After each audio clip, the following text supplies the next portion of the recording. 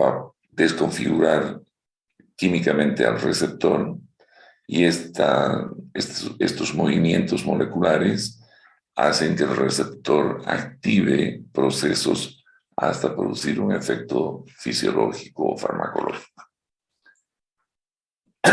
Hay varias formas de clasificar los fármacos que son activos en el sistema nervioso simpático.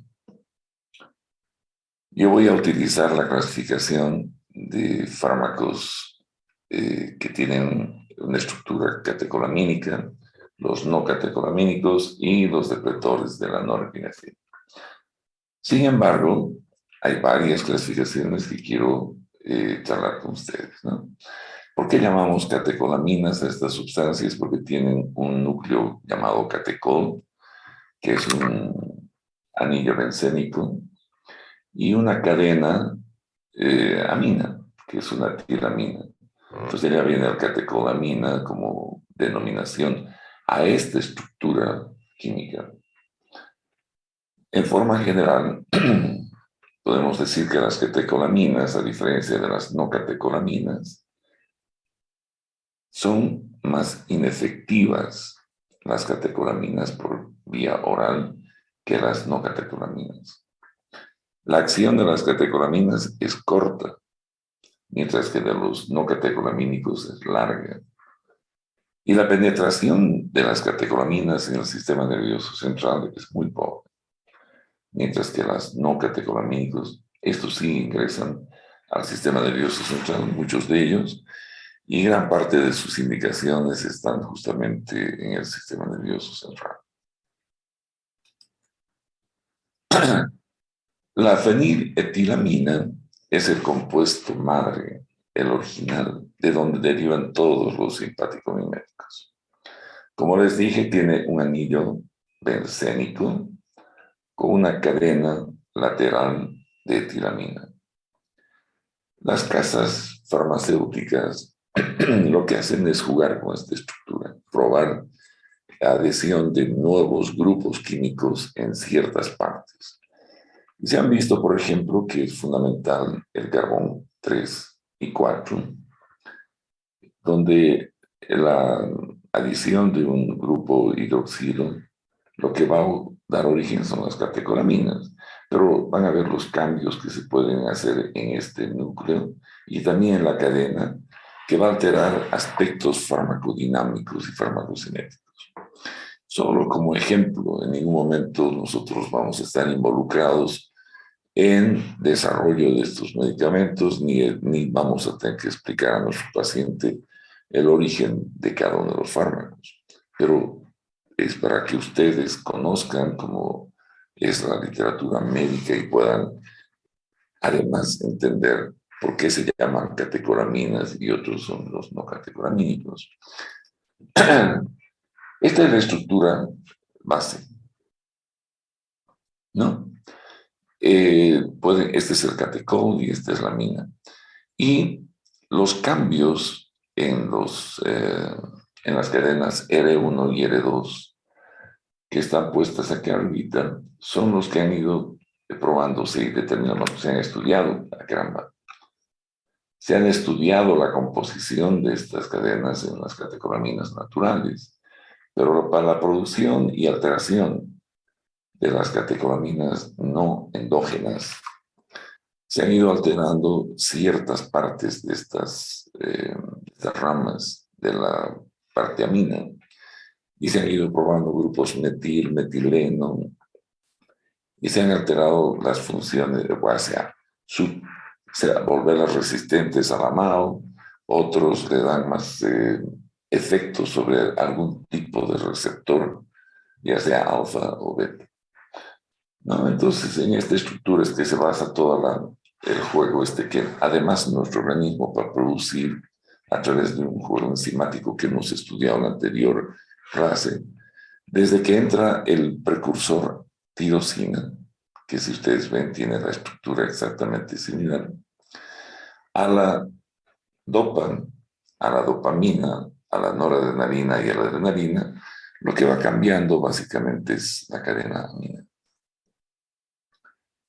¿no? Todas ellas, por eso se llaman catecolaminas y son la mayor parte, bueno, todas estas endógenas. En el libro de Katzun, ustedes van a ver una clasificación de este tipo. Fármacos de acción directa y de acción indirecta. Los de acción directa los clasifican de acuerdo a los receptores en agonistas alfa o beta. Dentro de cada uno de estos receptores, pues a cada receptor especie o subtipo de receptor. Las no selectivas son las que actúan sobre todos. Entonces podemos tener como ejemplo la norepinefrina, la adrenalina, etc. El prototipo es la norepinefrina. Alfa 1, tenemos la fenilefrina, alfa 2, la clonidina. En beta, no selectivos, isoproterenol, significa que afecta tanto beta 1 como beta 2. Beta 1, la dobutamina, y en beta 2, el salbutamol. Y dentro de los de acción directa son los liberadores, los que liberan norepinefrina, como las anfetaminas, y los inhibidores de la recaptación, como la cocaína, como prototipos, no como únicos fármacos, ¿no? Hay otra forma de ver este tema de la clasificación. En algunos libros ustedes van a ver este tipo de clasificaciones que también es interesante. Ellos clasifican, en este texto se clasifica, por ejemplo, la, los simpático-miméticos de acuerdo a su efecto farmacológico más relevante. Agentes presores, por ejemplo, son los que levantan la presión arterial. Todo lo que esté en rojo en este cuadro significa que es parte de la farmacopea nacional que hay en el comercio, aquí en Bolivia. Como agentes presores para levantar la presión arterial, la noradrenalina, la epinefrina, la dopamina, la fenilefrina. Estas otras son parte de la farmacopea en muchos países, solo que en nuestro país no llega. La metoxamina y la mefentermina. Como broncodilatadores, el isoproterenol, que antes había, ahora no hay, el salbutamol, que en nuestro país se llama salbutamol, en Norteamérica se llama albuterol, es el mismo compuesto. Solo que antes de que llegue el producto americano a Bolivia llegó el salbutamol y nos hemos quedado con salbutamol. El albuterol es el mismo compuesto hecho en Estados Unidos. La terbutalina, el salmeterol y el formoterol son parte de este grupo de broncodilatadores. El bambuterol, que en otras partes no hay en nuestro medio. Estimulantes del sistema nervioso central. Antes habían anfetaminas, pero había abuso de parte de los usuarios de un uso indiscriminado de esto. Ya no se encuentra más que la lisdexanfetamina, que se utiliza para ciertos trastornos alimenticios y también en casos de requerirse una estimulación del sistema nervioso central no muy potente, como lo hacen los pacientes que tienen déficit de atención con hiperquinesia. La metanfetamina, que tampoco no hay en nuestro medio, y el metilfenidato. Este sí hay, y estos dos son los que normalmente se están prescribiendo para tratar a esos pacientes que les he mencionado.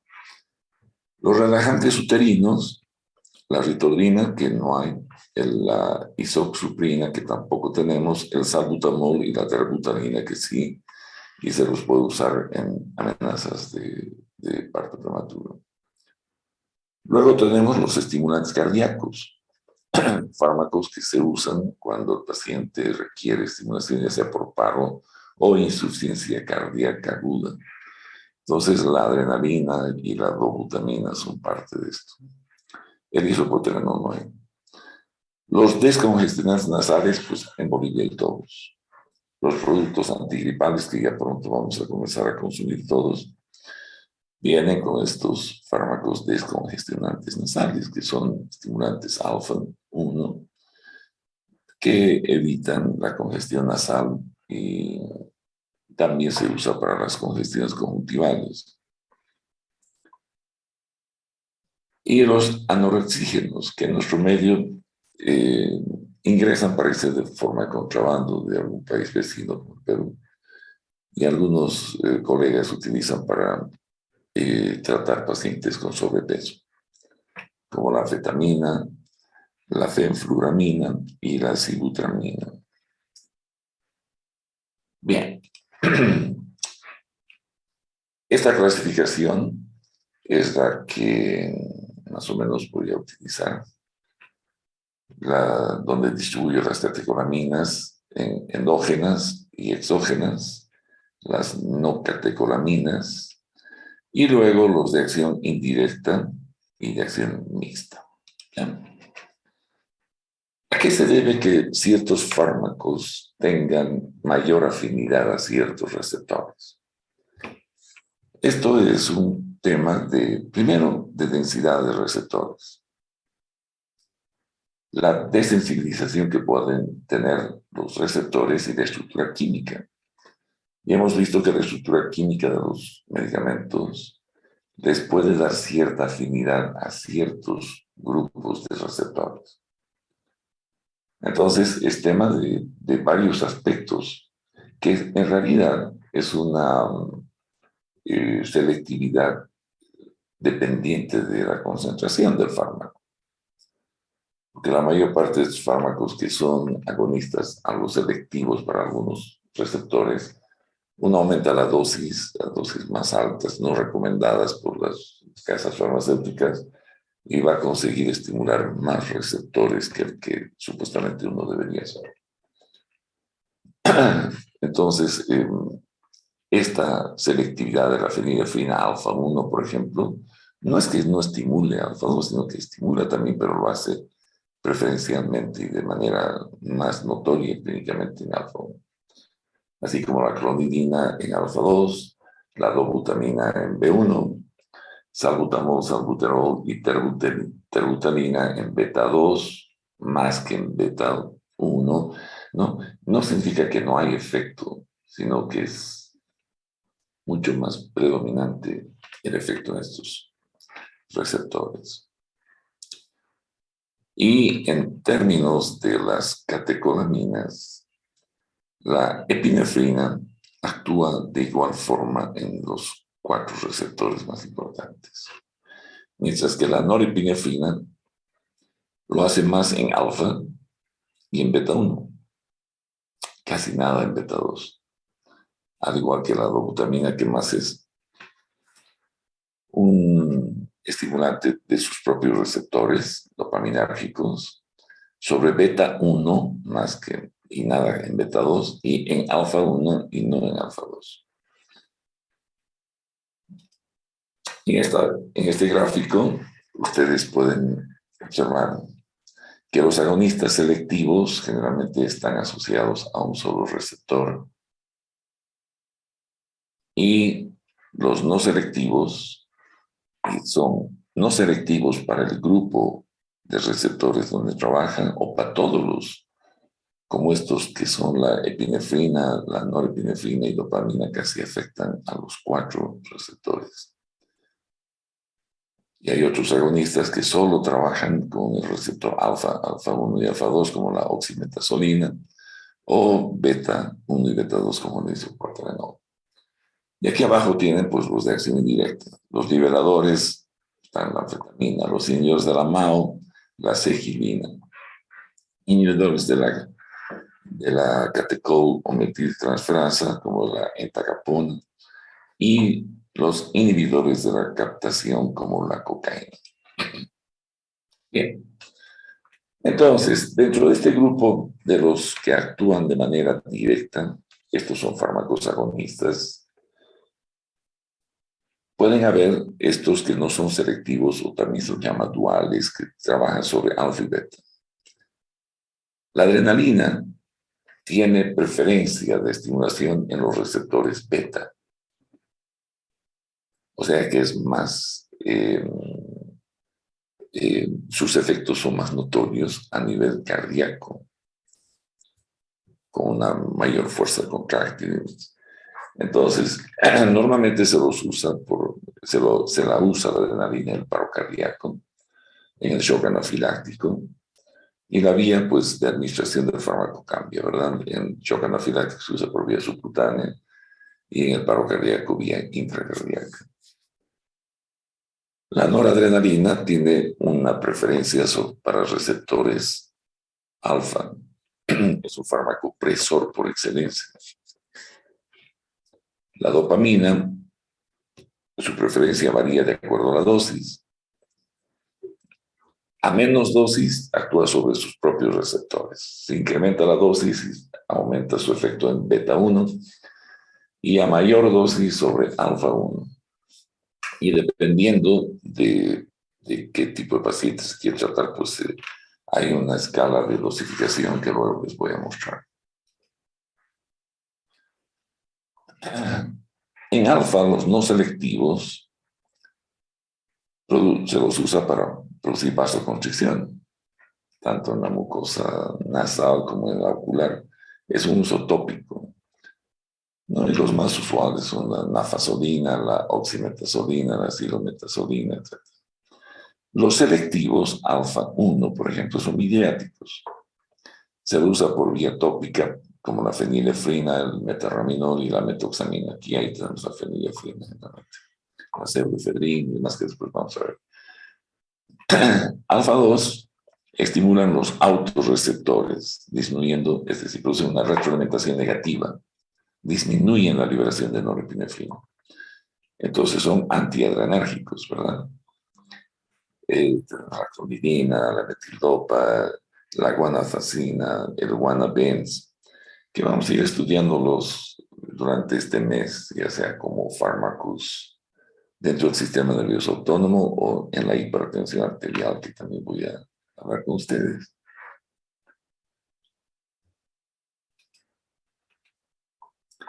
En cuanto a los beta no selectivos, como el isoproterenol se usaba para el shock cardiogénico, no hay nuestro medio, y por vía intravenosa. Los selectivos beta 1 siguen la dobutamina en la insuficiencia cardíaca aguda en el shock cardiogénico por vía intravenosa.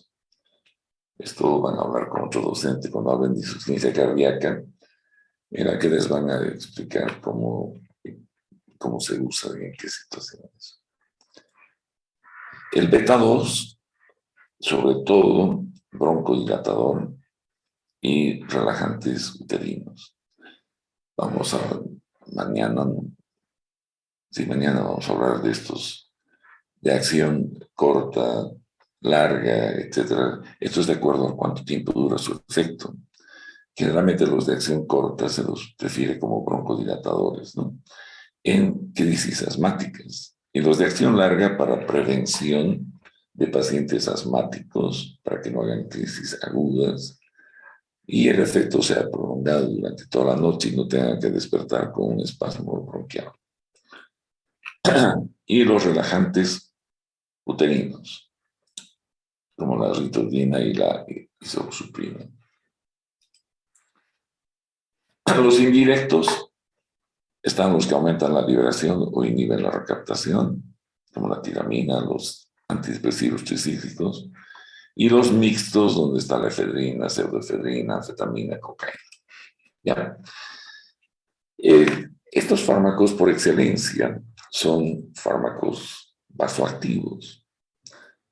Están relacionados con cambios normalmente en la presión arterial y en la frecuencia del pulso.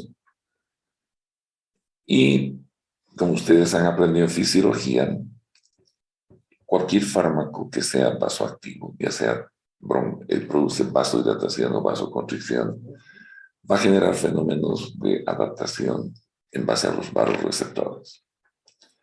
Estos vasoreceptores ubicados en la bifurcación de la carótida o también los hay en el arco aórtico, etc. Estos lo que ocasionan es un estímulo dependiendo de cómo está la presión arterial diastólica. La presión arterial diastólica es la determinante de que se inicie este fenómeno homeostático de vasoreceptores. Y ningún agente directo va a sobrepasar la respuesta que los vasoreceptores desencadenan. O sea, si hay un fenómeno hipotensor, muy difícilmente vamos a sobrepasarlo con ningún agente directo. Si el efecto es hipertensor, el que ha producido los vasoreceptores, tampoco vamos a poder cambiar esto. A eso me refiero. ¿No? Depende entonces de la presión diastólica y de cuánto cambio vaya a producir en la presión diastólica para que ocasione este estímulo desde el centro cardiorregulador o vasomotor que está en la médula. Bien. Los agonistas de acción directa, selectivos, en alfa 1 hemos hablado de estos vasoconstrictores, ¿no? Oximetazolina, la fenilefrina, etcétera, que se usan para el ojo rojo, para la congestión nasal de los estados gripales, incluso para las alergias, las rinitis estacionales. Alfa 2, la clonidina, que es un fármaco que se ha utilizado mucho tiempo para el tratamiento de la hipertensión arterial, y se lo sigue usando en algunos países para algunas indicaciones específicas. En nuestro medio no hay clonidina. Selectivos a beta 1, la dobutamina, que se usa para aumentar la fuerza contráctil de pacientes con insuficiencia cardíaca aguda y con disminución del flujo renal. Beta 2, los de acción corta y los de acción larga para pacientes asmáticos. Y el mirabegrón, que es un agente específico para estimular el receptor beta 3, se usa en mujeres que tienen vejigas hiperactivas, personas que necesitan ir a miccionar muy rápidamente. Es decir, se llena un poco la vejiga y produce estímulos de urgencia miccional, ¿no? Entonces, para estas personas el mirabegrón no hay en nuestro medio, pero está indicado. Los receptores alfa 1 están asociados, hemos mencionado en la anterior clase, a la proteína GQ, fosfolipasa C y todo lo que viene de la cadena abajo. Producen vasoconstricción, que es lo que hemos hablado, que se utiliza mucho para descongestión, para aumentar la presión arterial en ciertos casos, la midriasis, que puede ser un motivo para estudios oftalmológicos o necesidad para hacer un fondo de ojo y demás. Producen contracción y retención urinaria y disminuyen la producción de renina, aumentando la glucosa por una glucogenólisis a nivel hepático. Hemos mencionado que el receptor alfa 2 es un autorreceptor regulador que hace una retroalimentación negativa, actúa en un receptor en la membrana sináptica e inhibe, disminuye el AMP cíclico y el calcio, impidiendo la liberación de más norepinefrina. A nivel pancreático, alfa 2 disminuye la insulina. La epinefrina la norepinefrina y la dopamina son no selectivos. Es decir, actúan en más de 2 receptores. Normalmente la epinefrina actúa sobre todos ellos. Alfa 1, alfa 2, beta 1, beta 2. Produce vasoconstricción, aumenta la presión arterial, aumenta el gasto cardíaco, broncodilatación. La norepinefrina, vasoconstricción, aumento de la presión arterial, y la dopamina, dependiendo de la dosis, va a actuar en receptores dopaminérgicos beta 1 y alfa 1. Entonces ahora vamos a estudiarlas a estos fármacos, a las catecolaminas endógenas.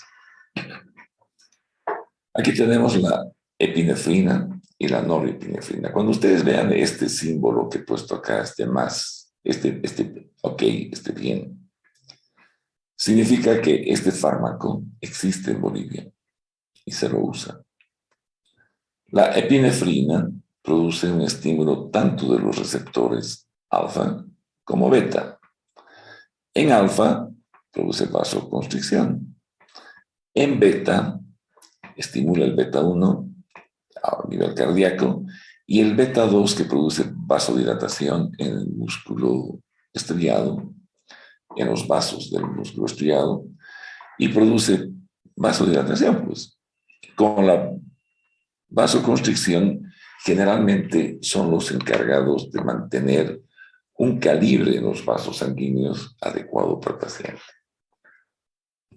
Alfa 1 y beta 2 son los que regulan en realidad el diámetro de los vasos sanguíneos. Y aquí habría una neutralización del efecto quedando solo beta 1. Por eso es que se dice que epinefrina es más un potente estimulador cardíaco que de los vasos sanguíneos, porque alfa y beta 2 se contraponen en sus efectos, no produciendo mucha alteración más que beta 1 que a nivel cardíaco se volvería un potente estimulante. A diferencia de la norepinefrina, que solo actúa sobre alfa y beta 1. Entonces, el predominio de una vasoconstricción va a ser notoria, que este fármaco es un vasoconstrictor muy potente. Entonces, vamos con la adrenalina. La adrenalina es ideal como es un estimulante cardíaco potente. Este es un fármaco de elección para el paro cardíaco, un fármaco de elección para el shock anafiláctico.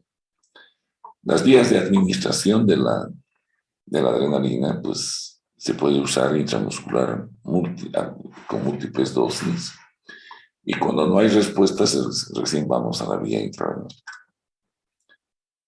También es un fármaco de elección cuando el paciente tiene asma inestable, es decir, que no estabiliza su flujo expiratorio. Hay muchas variaciones, espasmo, relajación. Entonces, el uso de la epinefrina, pues, en su receptor beta 2 puede producir un efecto más permanente de broncodilatación. También se lo usa como vasoconstrictor local para disminuir sangrados. Se lo usa junto con anestésicos locales, esto debe estar estudiando en técnica quirúrgica. ¿Para qué? Para aumentar la duración del anestésico y disminuir la toxicidad. Y su efecto en el ojo también puede servir para tratar cierto tipo de glaucomas. Mientras que la norepinefrina como vasoconstrictor potente se lo usan en estados de shock. Es el fármaco de elección para usar en el shock, ¿no? En el que hay vasodilatación, por ejemplo, en la sepsis, en el shock cardiogénico. Sin embargo, el uso de la norepinefrina está muy restringido porque tiene alta toxicidad. Si se da intramuscular, necrosis, ¿no? Necrosis en el músculo, está absolutamente contraindicado esto. La adrenalina sí se puede utilizar por vía intramuscular, esta no. Entonces, dentro de los no selectivos, que son fármacos vasoactivos, están las catecolaminas como la adrenalina. Este fármaco normalmente se lo puede administrar por vía subcutánea, intramuscular o por inhalación. Y sus tiempos de duración, pues esto va a depender de la vía. Vean, por vía subcutánea tiene hasta 3 horas, por vía intramuscular 4, y por vía tópica depende, si es por inhalación, es más rápido su efecto, es decir, de más corta duración. La dosis va a variar de acuerdo a la condición del paciente. Su vida media es muy corta, 2 a 3 minutos, cuando se da por vía intravenosa. Se distribuye, entra muy poco por la barrera hematoencefálica. Sí entra a la placenta y sí a la leche materna. Su metabolismo es, como ustedes ya lo conocen, por la MAO y por la catecolamimetiltransferasa. Se elimina por vía renal como ácido mandélico o también de manera inalterada. Este fármaco tiene como característica farmacodinámica que actúa sobre receptores alfa y beta sin ninguna distinción.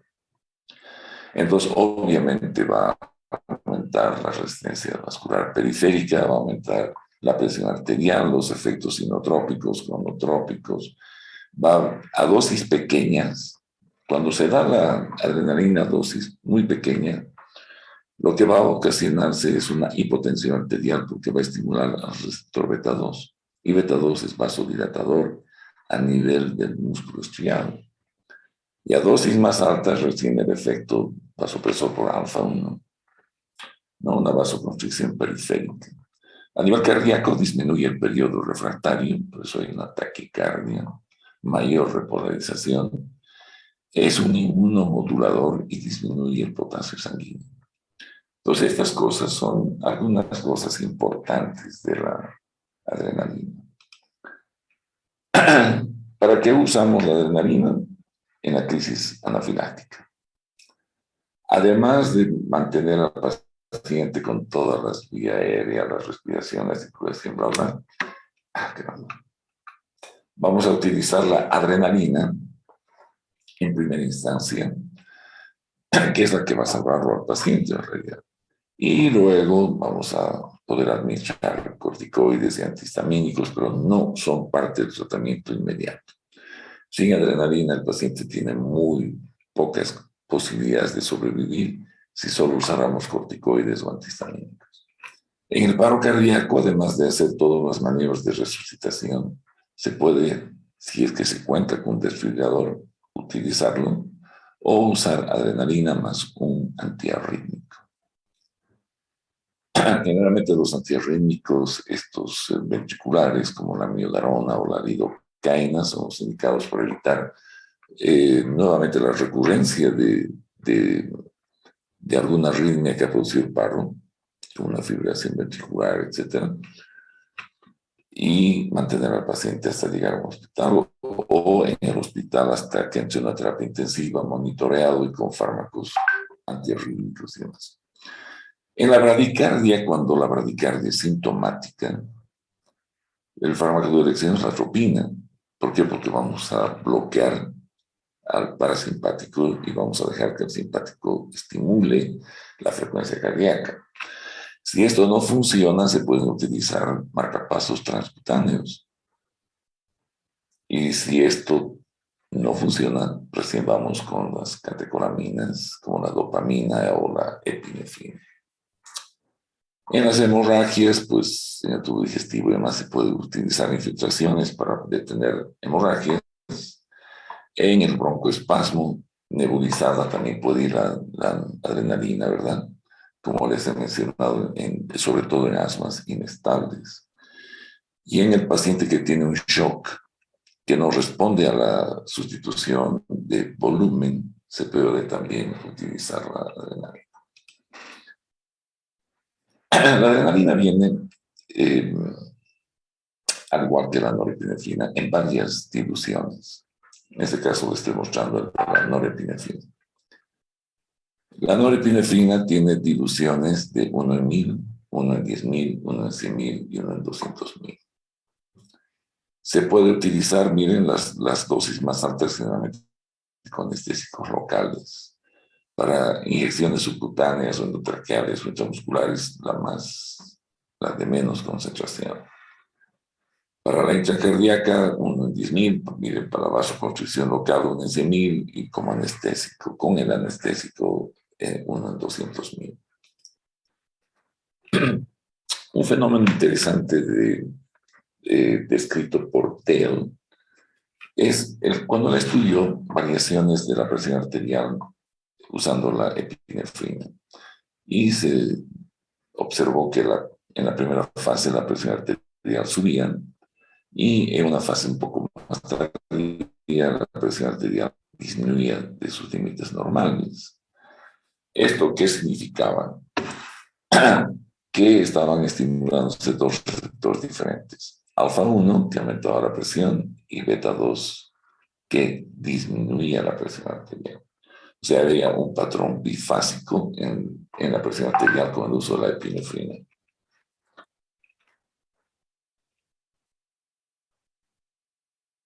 Cuando se da a un individuo epinefrina y se esperaba eso, pero se combinaba con un bloqueador alfa, ya no había el efecto opresor y solo quedaba el efecto vasodilatador y caída de la presión arterial. A esto se llamó la reversión vasomotora de Dale, o la reversión vasomotora de la epinefrina o adrenalina, en la que ya no hay aumento de la presión arterial, sino más bien una caída de la presión arterial con el uso de este fármaco. Esto habrá que tomar en cuenta cuando algún paciente está tomando un bloqueador alfa y requieres usar la epinefrina, no vas a poder subir la presión arterial con nada. Esto es así descrito por Dale: una subida de la presión arterial, alfa, beta 2, y cuando se usa un alfa bloqueador, no hay la subida de la presión arterial, sino una caída. La dopamina, que es otra de las catecolaminas, hemos dicho que dependiendo de la dosis, va a ser más activa en ciertos tipos de receptores, y sus usos obviamente van a ser diferentes. De 0 a 2 microgramos kilopeso minuto, receptor D1, que va a ocasionar una vasodilatación en las arterias renales, va a aumentar la diuresis, la vamos a usar en casos de oliguria, ¿verdad? De 2 a 10 microgramos kilopeso en el receptor beta 1, ¿qué va a pasar? Va a aumentar la fuerza de contracción miocárdica, paciente con insuficiencia cardíaca y oliguria. El fármaco de elección es la dopamina en dosis que van en ese rango. Mientras que si damos más de 10 microgramos, se va a estimular el receptor alfa 1. Vasoconstricción. ¿Cuándo vamos a buscar esta dosis? Cuando el paciente esté en shock. Es el fármaco de elección para tratar shocks de tipo cardiogénico. Y la ruta de administración de la dopamina siempre es por infusión intravenosa continua, ¿no? Y uno de los efectos colaterales más importantes es la arritmia. Y con este slide voy a terminar la clase de hoy. Estas dos sustancias de las catecolaminas endógenas, como la noradrenalina y la dopamina, no tienen efecto sobre beta 2. No se olviden esto porque es importante. Van sobre alfa 1, como alfa 2 y beta 1. Normalmente se los administra por vía intravenosa. La dosis varía en ambas. El tiempo de acción también. La vida media es mucho más efímera de la noradrenalina, que dura 20 segundos, y la dopamina 2 minutos. Se distribuyen bien en todos los tejidos en el cerebro, se metabolizan por las enzimas que destruyen las catecolaminas y se eliminan por vía renal como ácido mandélico o inalteradas. Bien, muchas gracias por su atención y mañana voy a terminar el tema de simpático mimético con lo que queda. Entonces, hasta mañana.